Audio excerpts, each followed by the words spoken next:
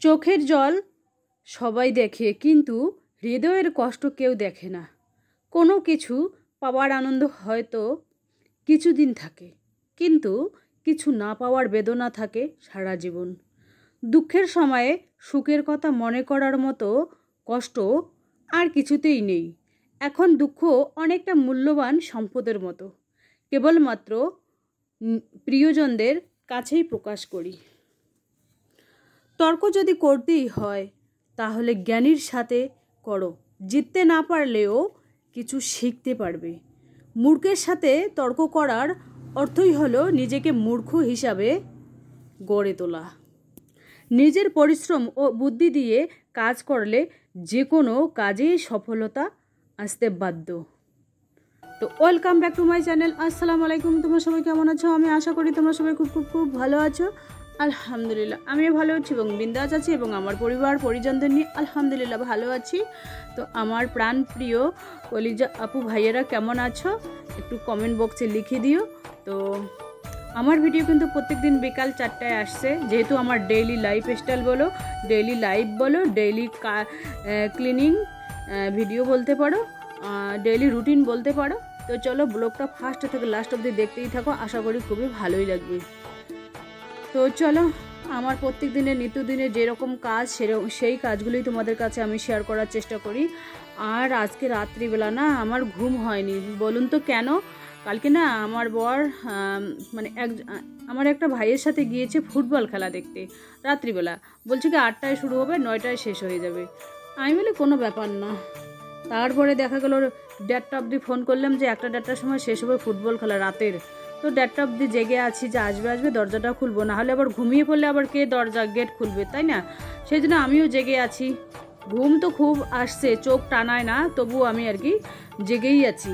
তারপরে ঘুমটা একটু ধরলো, তারপরে 3:45টায় বাসায় আসলো। তারপরে একটু ঘুমালাম, তো ওই তো সকাল হয়ে গেল।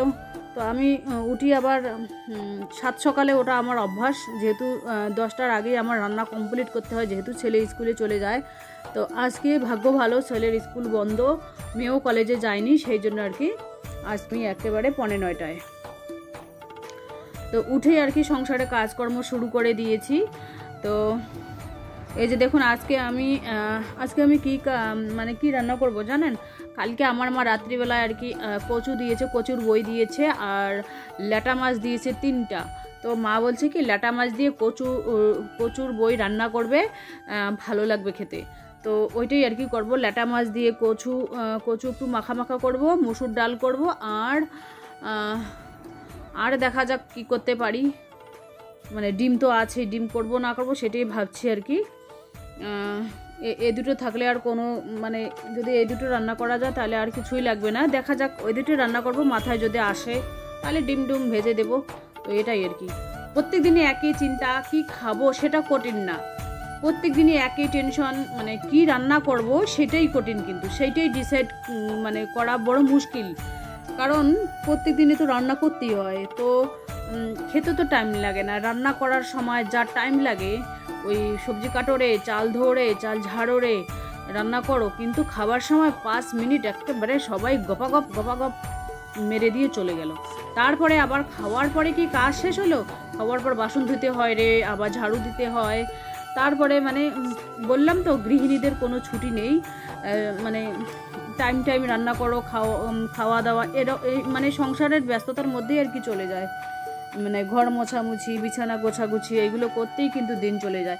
আর একটা কথা তোমাদের বলছি, 3-4 দিন থেকে কিন্তু অত গরম নেই, যেহেতু ভাদ্র মাস মনে হয় আজকে পেরিয়েছে, তো একটু হলেও ঠান্ডা পড়েছে রাত্রিবেলা না।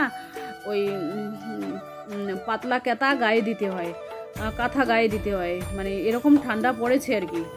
2-3 দিন থেকে আমি টের পাচ্ছি। তো ভাদ্র মাস বেরোলেই অত গরম থাকে না, মাঝারি ধরনের একটু থাকে, তো ওটা ম্যানেজ করা কোনো ব্যাপার না। কয়েকদিন যে গরম ছিল, বাপরে বাপ, সবার মুখে একই কথা, ও বাবারে একই গরম, ও মারে একই গরম, এরকম পরিস্থিতি।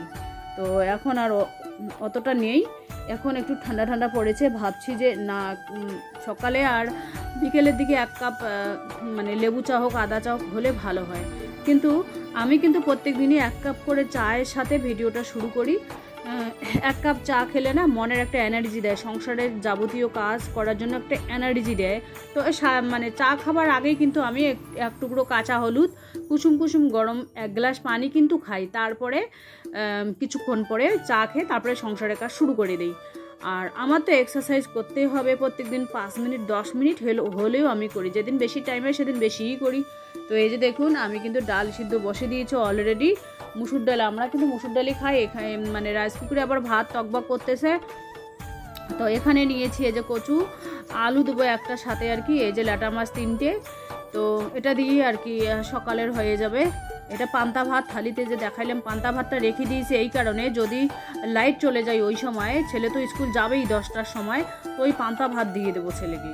তো ভাগ্যেশ আজকে স্কুল নেই, তো পান্তা ভাতটা দেবো না ছেলেকে, গরম ভাতে দেবো। পান্তা ভাত খাবে আমার মুরগিরা, আমার তো সৈন্য আছেই, তোমরা জানোই মুরগিরাই আমার সৈন্য। তো এপাশে আবার হাজব্যান্ড দোকানে বসেছে, আর মেয়েও বসেছিল দোকানে, নিচেই গেল আর কি মেয়ে। তো আসবে কিছু হয়তো নিতে গেল, আর দোকানে ফ্যান চলছে। তো এপাশে আমি আবার রান্না করতেছি, তাই ভাবলাম যে তোমাদের এক ঝলক দোকানের ঝলকটাও তোমাদের দেখিয়ে দিই। তো এই যে দেখুন কড়কড় করে ভাজা করতেছি, ছেলে মেয়ে আবার কড়কড়া ভাজা না হলে খেতে চায় না। তো এই কড়াইতে খুন্তি দিয়ে যদি উল্টা পাল্টা করে দিতে যাই, তো ইন্ডাকশানটা একটু প্রেশার পড়ে, আমি আর কি উল্টা পাল্টা করার জন্য যদি বেশি লেগে যায় কড়াইয়ে, তো আমি নিচে মেঝেতে নেমে তারপরে খুন্তি দিয়ে করি। তো এবার আমি এই দেখুন কচুর বইটা আর কি রান্না করতেছি। আর এই যেখানে ডালও হয়ে গেছে, ভাতও জুড়োতে দিয়েছি ফ্যানের হাওয়ায়। আমি কিন্তু ভাত বেড়ে ফ্যানের হাওয়ায় জুড়োতে না দিলে বাপরে বাপ, ভাত একেবারে দলা পেকে যায়। রান্না আলহামদুলিল্লাহ হয়ে গেল, এখন খাওয়ার পালা। তো এই যে দেখুন বাইরের পরিবেশটা তোমাদের দেখিয়ে দিচ্ছি, খুব শান্ত পরিবেশ একেবারে। আমার তো মন খুবই, এইরকম পরিবেশ আমার খুবই ভালো লাগে, এখানে যেতেও ভালো লাগে। তো এবার খাওয়া দাওয়া আলহামদুলিল্লাহ কমপ্লিট, আমাদের পেট ভর্তি হয়ে গেলে এখন আমার পালা হলো মুরগিদের পেট ভর্তি করানো। তো এটা হচ্ছে আর কি বিকাল টাইম। তো মুরগিদের আমি খাবার দিচ্ছি আর কি বিকাল টাইম, দুপুরে আজকে দিইনি, বিকাল টাইমে আর কি দিচ্ছি আর কি। তো আজকে আমি আর কি কটায় ঘুমিয়েছিলাম, খাওয়া দাওয়া করার পর 12:15, মানে দুপুর 12:15টায় ঘুমিয়েছি। একেবারে 3:45টায় উঠেছি ঘুম থেকে, কারণ ওই যে ফুটবল খেলে, ওরা ফুটবল খেলা দেখছে আর ঘুম পারলাম আমি। তো একটা ভাবার বিষয়। আমি কিন্তু ওই জন্য কোনো আত্মীয় স্বজনের বাড়িতে যদি যাই, মানে বিয়ে শাদির বাড়ি, ওখানে কিন্তু আমি রাত জাগি না, তাহলে আমার খুব খারাপ লাগে। এই দেখুন কবিদের তো তোমাদের এক ঝলক দেখিয়ে দিলাম, মুরগিদের তোমাদের এক ঝলক দেখিয়ে দিলাম। আমার চিচিঙ্গা, ওখানে একটা জ্বালা হয়েছে চিচিঙ্গার, আর বেগুনের চারাগুলো তোমাদের দেখিয়ে দিলাম। এই দেখুন মুরগিদের দরজা বেশি দিন টিকবে না, ওই 15-20 দিন টিকবে আর কি, তারপরে পয়সার ব্যবস্থা করে আর কি ঠিক করব। তো এই যে দেখুন দোকানে চলে আসলাম, এটা হচ্ছে সন্ধ্যার টাইম, কারণ আমি তো ওই বললাম ঘুমাইছিলাম। তো ওখান থেকে মুরগিদের খাবার দিলাম, আর ঘরের কিছু কাজ গোছগাছ করলাম, ওটা অফ ক্যামেরায় করেছি, যেহেতু আজকে লাইট চলে গিয়েছিল সেই জন্য একটু অফ ক্যামেরায় করে নিয়েছি। আর তারপরে যে সন্ধ্যার টাইম দোকানে আসলাম, ব্যাগ উল্টাবো, এগুলো বাঁধাবাঁধি করব। আর হাজব্যান্ড তো ওই পাশে ব্যাগ সেলাই করতেছে, আমার কাজ হলো ব্যাগ 6 পিস করে একসাথে নিয়ে আর কি বাঁধানো। তো আমি করি কোনোদিন 5 ডজন ব্যাগ বাঁধি, কোনোদিন 6-7, এরকম, যেদিন যেরকম আর কি সেদিন সেরকম, পরিস্থিতির উপর নির্ভর, তাই না? তো যেহেতু আমার ডেইলি লাইফ স্টাইল, মর্নিং রুটিনে বলতে পারো, ক্লিনিং উইথ মি। তো এখনও আর কি চা খাওয়া হয়নি। তো মাও তো নেই বাসায়, মা আর আব্বা চলে গেছে মকসুরাতের জামাতে, আজকে সকাল 7টায় চলে গেছে, কালকে সন্ধ্যার সময় আসছিল, আজকে আসবে না, 3 দিন ওরা মকসুরাতের জামাতে থাকবে। হাঁস মুরগিদের দেখার দায়িত্ব দিয়েছে আমার মেয়েকে আর ভাইয়ের মেয়েকে। তো চলো টাটা, আল্লাহ হাফেজ।